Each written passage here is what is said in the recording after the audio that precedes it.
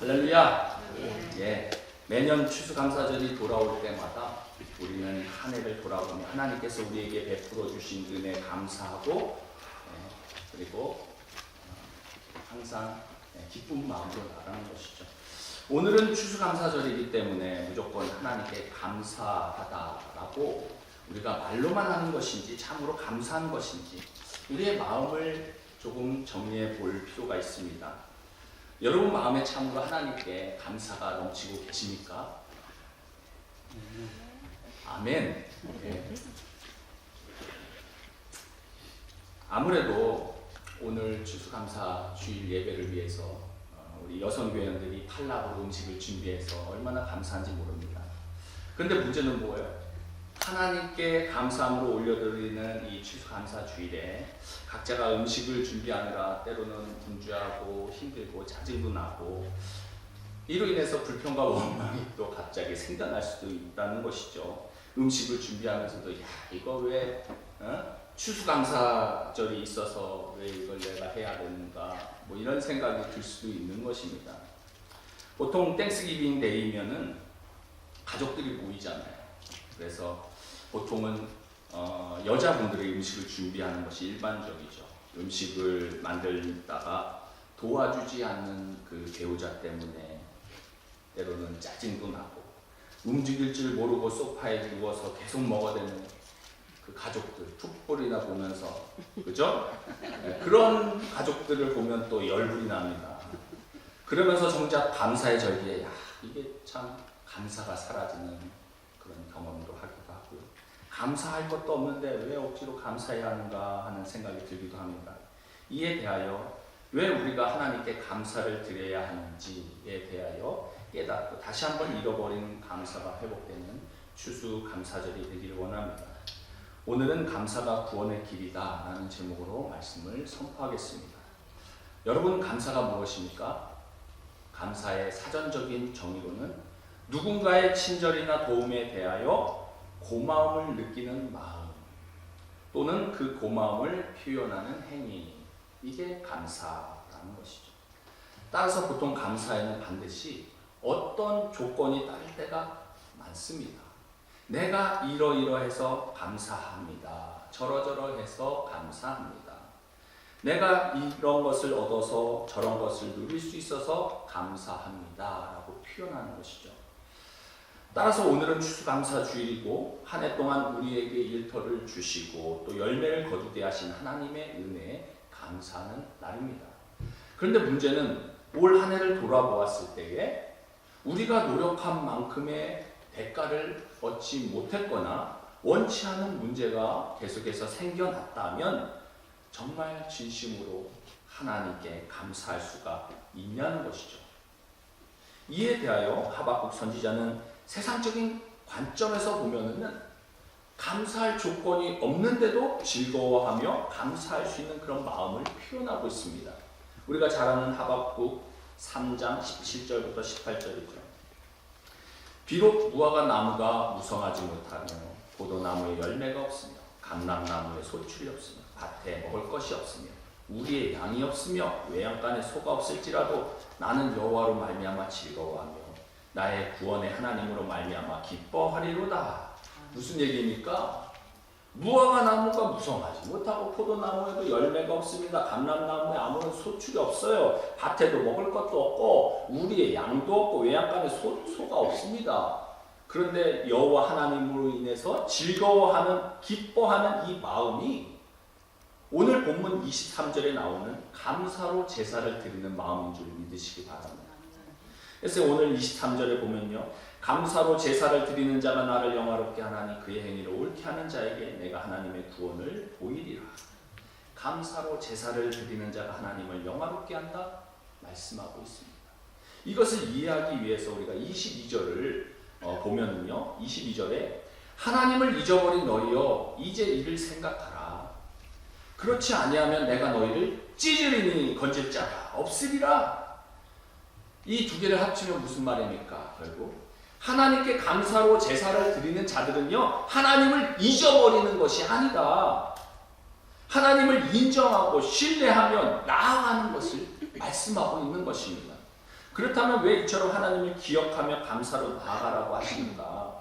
왜냐하면 원망, 불평은 마귀에게 마음을 열어줄 뿐만 아니라 하나님의 분노와 진노와 심판의 대상이 되기 때문에 그렇다는 것이죠. 아담과 하와는요, 에덴 동산에서 춥지도 덥지도 않았고 먹을 것으로 인하여 염려하지도 않았고 모든 것을 다 누릴 수 있었습니다. 그런데 아담과 하와가 타락했죠. 마귀가 성공적으로 저들의 마음속에 불평을 심어주었기 때문입니다. 마귀가 하와에게 와서 묻습니다. 창세기 3장 1절이죠. 하나님이 참으로 너희에게 동산 모든 나무의 열매를 먹지 말라 하시더냐. 참 마귀가 이렇게 참 꼬는 겁니다. 궤변을 내는 거예요. 하나님이 동산 중앙에 있는 모든 나무를 먹지 말라, 열매 먹지 말라 했습니까? 아니잖아요.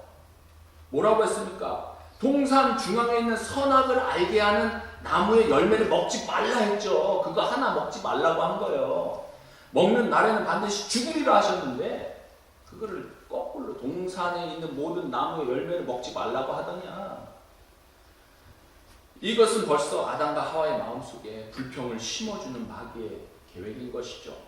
창세기 3장 2절 3절에 여자가 뱀에게 말하되 동산 나무의 열매를 우리가 먹을 수 있으나 동산 중앙에 있는 나무의 열매는 하나님의 말씀에 너희는 먹지도 말고 만지지도 말라 너희가 죽을까 하노라 하셨느니라. 하나님께서 만지지도 말라고 했습니까? 먹지 말라 하셨잖아요. 그리고 먹으면 죽을까 하노라 했어요? 죽으리라 했죠. 여자가 말합니다. 창세기 3장 4절 5절이죠. 뱀이 여자에게 이르되 너희가 결코 죽지 아니하리라. 너희가 그것을 먹는 날에는 너희 눈이 밝아져 하나님과 같이 되어 선악을 알 줄 하나님이 아심이니라. 마귀가 뭐라고 말해요? 너희가 하나님처럼 선악을 마음대로 판단할 수 있게 되기 때문에 먹지 말라고 하신 것이지 너희가 먹는다고 죽지 않는다? 이렇게 말한 것이죠. 너희가 하나님처럼 될까봐 셈이 나서 선악과를 따먹지 못하게 했다? 불평을 심어주는 것이죠. 이에 선악과가 먹음직도 하고 보암직도 하고 하나님의 그 지혜롭게 할 만큼의 탐스럽게 보임으로 결국 선악과를 먹고 범죄하게 되어 에덴 동산에서 저주를 받아 쫓겨나가게 된 것이죠. 아담과 하와는 마귀의 게임에 속아 하나님께서 베푸신 은혜를 잊어버린 겁니다. 다 주셨어요. 단지 하나님의 주권을 인정하는 그 선악과를 먹지 말라라고 하는 것이잖아요. 통치하게끔 맡겨주셨잖아요. 그런데 하나님의 은혜를 잊어버리게 된 것입니다. 모든 것을 누리고 하나님의 대리자로 피조물들을 통치하고 다스렸음에도 하나님께서 주신 것에 대해 감사하기보다는 하나님에 대한 불평으로 결국 반역죄를 저지르고 에덴 동산에서 쫓겨나게 된 것이죠. 무시무시한 일 아닙니까?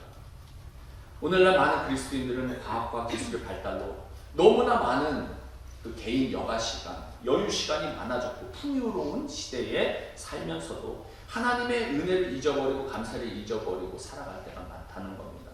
예전에는요, 식사 준비를 하려고 하고 청소하는 거 하나만, 그 두 가지만 담당해도 하루가 후딱 갑니다. 아침 준비해, 저녁 준비해 보세요. 또 기계 뒷정리하고 청소해야지, 빨래해야지. 그러나 오늘날은 그렇지 않잖아요. 너무나 쉽게 배달 음식을 시켜 먹을 수가 있고 간단히 데워서 먹을 수 있는 음식들이 너무나 많아서 그냥 구입만 하면 됩니다. 이처럼 좋은 환경에서도 대부분의 사람들은 좋은 것보다는 부정적인 것 몇 가지를 붙들고 거기에 사로잡혀 마음의 평안과 기쁨과 행복과 감사를 잊어버린 채 살아가곤 한다는 것이죠.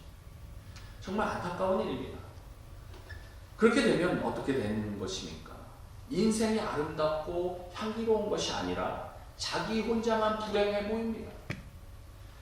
모든 불행은 나만 겪는 것 같고 힘든 것처럼 불평과 불만에 갇혀 살아가게 되죠.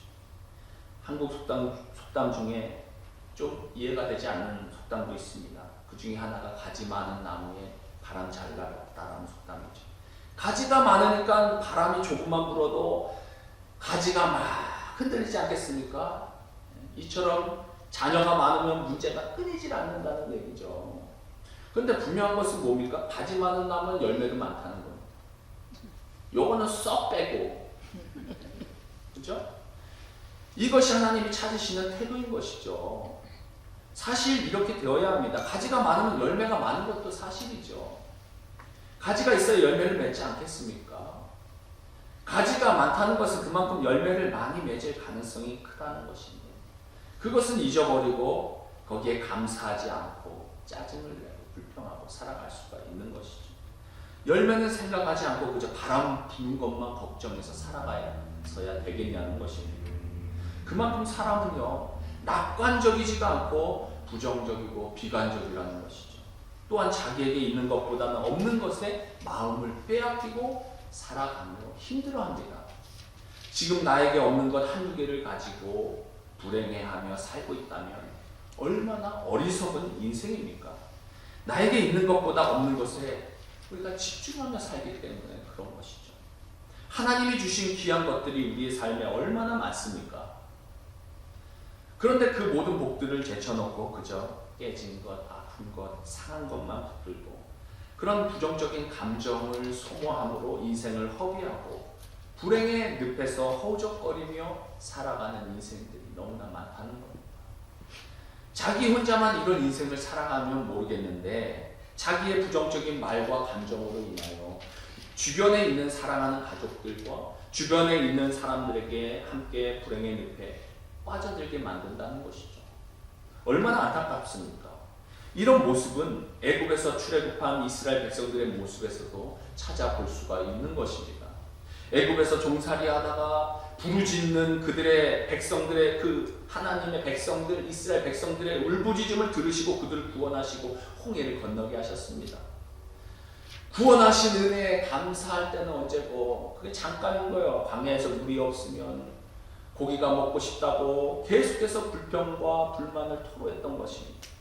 가나안 땅에 정탐꾼들을 보냈는데 돌아와서 하나님을 신뢰하고 긍정적인 보고를 했던 여호수아와 갈렙의 말보다는 나머지 10명의 부정적인 보고를 듣고 하나님과 이 모세를 원망하고 불평했다는 겁니다. 그곳에는 과연 적과 꿀이 흐르는 땅이지만 그곳에 사는 사람들은 크고 광대하여 우리는 그들에 비하면 메뚜기와 같아서 도저히 들어갈 수 없습니다. 이에 하나님을 원망하고 모세를 대적하고 원망했던 이스라엘 백성들이 광야에서 다 삶을 마감해야 했습니다. 그래서 본문 22절을 뭐라고 했어요? 하나님을 잊어버린 너희여 이제 이를 생각하라. 그렇지 아니하면 내가 너희를 찢으리니 건질 자 없으리라 말씀하고 있는 겁니다. 이처럼 우리는 모두 아담과 하와의 범죄로 타락한 세상에서 하나님을 잊어버리고 기쁨과 감사보다는 원망과 불평이 더 많다는 것이죠. 결국 원망과 불평은 마귀에게 마음의 문을 열어줄 뿐 아니라 하나님의 분노와 진노와 심판을 받는 길이 된다라고 말씀은 선포하는 것이죠. 반대로 하나님을 신뢰하며 감사함으로 나아가는 자에게는 하나님께서 구원을 이루고 축복 가운데 살아가게 된다는 겁니다. 우리가 읽었던 23절에 감사로 제사를 드리는 자가 나를 영화롭게 하나니 그 행위를 옳게 하는 자에게 내가 하나님의 구원을 보이리라. 그렇다면 하나님을 어떻게 신뢰하며 감사로 나아갈 수가 있겠냐는 것이죠. 첫째로 하나님께서 우리의 모든 상황과 처지와 마음을 다 알고 계십니다. 할렐루야. 여러분 우리가 하나님에 대한 믿음을 가지지만 현실의 삶 속에서 고통과 아픔이 찾아올 때에 그리고 내 안에 상처가 생기고 경제적인 고통과 결핍이 우리에게 밀려오면 믿음이 흔들릴 수 있습니다. 나도 모르게 하나님이 안 계신 것처럼 불안한 감정이 우리에게 찾아올 수 있습니다. 이것을 어찌해야 될까 우리는 답답해하고 공고해하고 괴로워하죠. 시편 139편 1절 2절에 여호와여 주께서 나를 살펴보셨으므로 나를 아시나이다. 주께서 내가 앉고 일어서심을 아시고 멀리서도 나의 생각을 밝히 아시오며 하나님께서는 우리가 무엇으로 염려하는지 불안해하는지 다 아신다라는 것이에요. 오히려 하나님께 숨기려 하고 괜찮은 척하는 것이 문제죠. 우리의 연약하고 부족함을 이 주님 앞에 그대로 들고 나아가 부르짖을 때에 하나님은 그것을 가지고 책망하지 않으십니다. 하나님은 오히려 하나님을 잊어버린 것처럼 살아가는 것을 문제 삼으시지, 하나님을 신뢰함으로 나오는 자들에게 은혜와 위로와 소망을 주시리라 믿습니다. 마태복음 6장 8절에 그러므로 그들을 본받지 말라. 구하기 전에 너에게 있어야 할 것을 하나님 너희 아버지께서 아시느니라. 할렐루야. 구하기 전에 하나님은 다 아신다.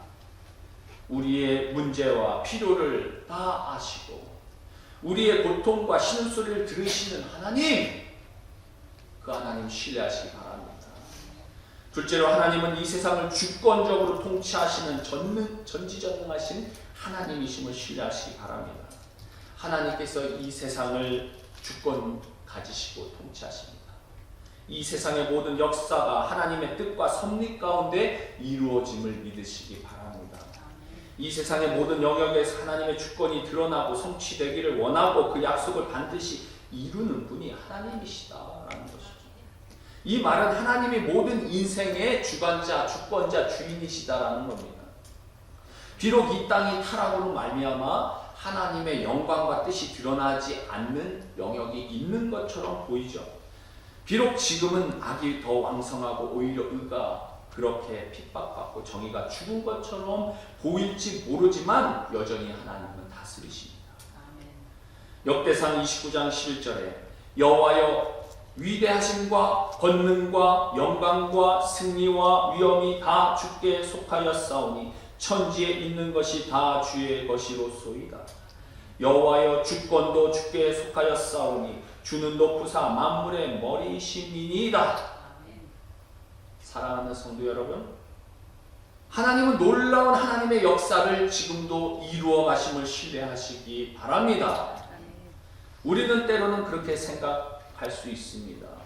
우리의 삶 속에 일어나는 어떤 일들이 우리가 생각하기에는 아닌 것처럼 느낄 때도 있습니다. 홍수가 나서 강이 범람하고 막 물이 넘쳐서 침수가 일어나도 결국 모든 물이 다 바다로 흘러가듯이 우리의 삶의 모든 상황이 하나님의 통제 아래에서 하나님의 주권과 섭리 안에서 흘러가고 있음을 믿으시기 바랍니다. 이 믿음이 있다면 우리의 삶의 그 어떤 일이라도 사랑과 공의 하나님을 신뢰하며 나아갈 수가 있다는 거예요. 셋째로 하나님의 선하심을 신뢰하시기 바랍니다. 하나님은 선한 분이시기 때문에 반드시 우리 안에 선한 역사를 이루신다. 반드시 믿으시기 바랍니다. 갈라디아서 6장 9절 우리가 선을 행하되 낙심하지 말지니 포기하지 아니하면 때가 이르며 거두리라. 사랑하는 성도 여러분, 하나님의 선하심을 믿으시기 바랍니다. 비록 우리의 삶 속에 우리가 과연 하나님이 선하신 그 역사하심이 있는가? 라고 의심이 들 만한 일들이 일어날 수 있죠. 그러나 그런 모든 것 가운데서 하나님이 반드시 하나님의 때에 하나님의 방법으로 하나님의 선을 이루실 것입니다. 그러니 우리는 끝까지 인내해야 합니다. 우리 앞에 어떠한 고난과 핍박과 이해할 수 없는 상황이 있다 할지라도 하나님의 선하심을 믿음으로 붙들며 그렇게 끝까지 인내할 때에 하나님이 우리의 삶 속에서 놀라운 믿음의 선한 역사를 이루시리라 믿습니다. 모든 영화 드라마 보면 어땠습니까? 주인공들이요, 그 과정 가운데 굉장히 악한 역이 있잖아요. 주인공 괴롭힘 없이 괴롭힙니다. 죽을 것 같고 고통 가운데 여러 가지 환난을 겪습니다. 그런데 뭐예요? 결국은 승리하죠. 주인공이 강할수록 카타르시스가 굉장히 그냥 뿜어져 나오잖아요. 성도의 삶에도 마찬가지라는 거죠. 하나님의 섭리 가운데 그 마지막은 늘 해피엔딩입니다. 믿으시기 바랍니다. 요한복음 16장 33절 이것을 너에게 이르는 것은 너희로 내 안에서 평안을 누리게 하려 합니다. 세상에서는 너희가 환난을 당하나 담대하라. 내가 세상을 이기었노라. 아멘. 우리 주님이 승리하셨기에 주님을 믿는 믿음 안에서 우리 모든 성도들에게는 하나님께서 반드시 승리케 하시는 은혜를 주실 줄 믿습니다. 아멘. 따라서 그 놀라운 선하심의 역사를 믿고 우리의 삶 속에서 이루어 가시는 하나님을 신뢰하시기 바랍니다. 이처럼 우리의 모든 것을 아시고 이 세상의 주권을 가지고 통치하시고 선하신 하나님을 신뢰하며 나아가는 자들은 하나님께 감사로 나아가는 것입니다. 하나님의 뜻이 무엇입니까? 감사를 명령하시잖아요. 데살로니가전서 5장 18절 범사에 감사하라. 이것이 그리스도 예수 안에서 너희를 향하신 하나님의 뜻이니라. 좋은 일이든 싫은 일이든 잘된 일이든 안된 일이든 다 감사하라 라고 우리가 이 말씀을 이해하죠. 물론 어떤 일이 벌어져도 감사하는 거 참 귀한 신앙의 자세입니다. 그런데 이 범사에 감사라는 말의 원어도 그렇고 영어 성경으로 보면요, give thanks for all things가 아니에요. give thanks in all circumstances. thanks for가 아니라 thanks in all circumstances. 모든 환경, 처해진 환경에서 감사라는 것. 무엇 때문에 감사하는 것은 일반적인 감사의 조건이라면 우리는 이런 것에 벗어나 감사의 생활을 하는 것이 하나님의 뜻이라는 겁니다. 비록 지금 나의 인생에 안 좋은 일이 일어났더라도 무조건 감사하라 해서 감사하는 게 아니라 나의 삶 속에서 일어나는 어떤 일이라도 그 속에서 하나님을 신뢰하고 감사하는 겁니다. 하나님께서 이끌어 가실 것을 기대하고 감사하라는 거예요. 그래서 별것 아닌 것 같아도 감사는 우리의 의지와 결단이 필요한 것입니다. 범사에 감사라는 것. 이는 무엇인가? 감사의 거리를 찾으라는 거예요. 또한 가만히 있는 게 아니라 찾아야 합니다. 지금 내가 못 보고 있어서 그렇지 찾아보면 아직도 감사할 것은 많다라는 것이죠. 차고 넘치는 것이 너무 많다는 겁니다. 그래서 이것은 영적인 태도와 방향성의 문제지 감정의 문제가 아니라는 겁니다. 믿음이란 죄악된 본성을 거부하고 하나님의 명령을 붙들기로 결단하는 것이에요. 신앙은 세상 사람들이 느끼는 부정적인 감정을 거부하고 감사를 선택하는 겁니다. 그럴 때 하나님께서 구원을 보이실 줄 믿습니다. 그것이 오늘 보면 23절이잖아요. 감사를 제사로 드리는 자가 나를 영화롭게 하나니 그의 행위를 옳게 하는 자에게 내가 하나님의 구원을 보이리라. 선하신 하나님께서 하나님을 신뢰하는 자들을 높여주실 줄 믿습니다. 대표적인 나라가 미국 아닙니까? 미국에는 부활절이나 성탄절 등 많은 절기가 있지만 이 땡스기빙 데이야말로 미국 고유의 절기입니다. 전 세계적으로 미국만이 가지고 있고 신앙의 기초가 되는 것이 이 추수감사절이죠. 우리가 잘 알듯이 영국에서 기독교인들이 박해를 당하자 신앙의 자유를 지키기 위해 청교도들이 배를 타고 이제 여러 곳으로 흩어졌죠. 그 중에 126명이 63일간 항해를 통해서 그 메이플라워를 타고 보스턴 근처에 플리머스 항구에 도착했습니다. 그들은 결코 적박불이 흐르는 땅을 찾아온 자들이 아니었어요. 돈을 벌려고 온 자들도 아니었습니다. 가면은 힘들고 어렵고 척박한 땅일 줄 알고 왔습니다. 단 한 가지, 하나님을 마음껏 섬기고 예배하겠다고 온 자들이었어요. 근데 그들이 도착했을 때 겨울이 닥쳤잖아요. 오두막을 짓고 사는데 얼마나 혹독한 겨울이었는지. 오면서 배에서도 많은 사람들이 죽었지만 겨울이 지난 동안 도착한 사람들의 절반이 다 죽었습니다. 봄이 되었는데 얼마나 암담했겠습니까? 그때 그들은 하나님께 기도했습니다. 그랬더니 놀랍게도 하나님이 그 땅의 원주민 인디언들을 보내주셨어요. 그래서 그들과 친구가 되어 그들이 농사 짓는 법을 가르쳐주고 씨도 갖다 주었어요. 씨를 뿌렸는데 농사가 잘 되어 가을에 품작을 거두고 그것이 너무 감사해서 원주민을 초대하여 3일 동안 축제를 벌인 것이 이 땡스기빙의 유래인 것입니다. 그런데 이 땡스기빙에 대해서 놓치는 것이 한 가지가 있어요. 우리가 보통 이 땡스기빙 데이를 이 추수감사 절이라고 보통 우리가 말을 하는데, 영어로는 땡스기빙 데이인데 추수라는 단어가 없다는 거 아십니까? 하베스트라는 단어가 없어요. 그런데 유독 한국어로 번역할 때는 추수감사절이라고 말합니다. 그래서 추수에 대한 감사라고 우리가 생각하는 것이죠.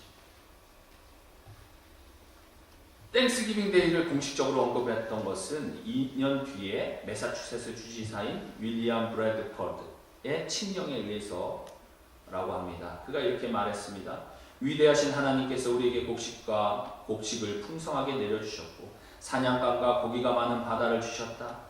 야만인들로부터 우리를 보호해 주셨고 흑사병과 각종 질병으로부터 지켜주셨으며 또 양심에 따라 주님을 섬길 수 있는 자유를 주셨다. 그러므로 그대들의 행정관인 나는 그대들 순례자들 모두 그대들과 아내들과 어린 자식들이 모임 장소에 함께 모이고 오전 9시와 12시 사이 주 1623년 곧 그대들 일행이 이 터전에 상륙한 지 제3년 11월 29일 목요일에 그대들의 목사로부터 말씀을 들으며 축복을 받으며 전능하신 하나님께 예배를 드릴 것을 선포하노라. 그러니까 원래 땡스기빙 데이는요, 추수가 잘 돼서 감사한 것이 아니었어요. 그들이 신대륙에 정착하게 된 것에 대한 감사입니다. 청교도들은 이 땅에서 어떤 일을 당할지 몰랐지만 첫 발을 내디면서 그들의 삶의 방향을 감사로 삼았습니다. 비록 절반이나 되는 사람이 겨울에 죽고 땅에 묻혔고 그 이전에도 바다에서 죽은 자들도 있었고 원주민을 보내주셔서 살려주시고 하나님을 섬기게 해주셨으므로 감사하다. 없는 가운데도 감사의 조건을 찾고 감사한 것입니다. 너무나 혹독한 환경이었지만 감사의 제목을 찾아내고 하나님께 감사했습니다. 자기들의 삶을 감사로 바꾸어 주실 것을 믿는다고 방향을 잡은 것입니다. 영적 태도와 방향성이 그것이었죠. 그래서 그들이 이 땅에 첫 발을 내디딘 날을 땡스기빙 데이로 정한 것입니다. 미국은 이런 신앙에 세워졌어요. 그러므로 하나님께서 이 감사를 기초로 삼은 자들을 구원하시고 미국을 하나님께서 강대국으로 세워주셨습니다. 할렐루야. 으뜸가는 나라로 세워주셨어요. 우리 믿음의 사람들은 매일이 땡스기빙 데이가 되어야 합니다. 불평보다는 하나님을 신뢰하고 하나님께 감사를 올려드릴 때 하나님께서 우리의 가정과 직장과 사업체와 우리 베이커 형제를 구원하실 것입니다. 높여주실 것입니다. 왜냐하면 하나님을 신뢰하는 자를 선하신 하나님께서는 반드시 회복시키시고 귀하게 사용하실 것이기 때문입니다.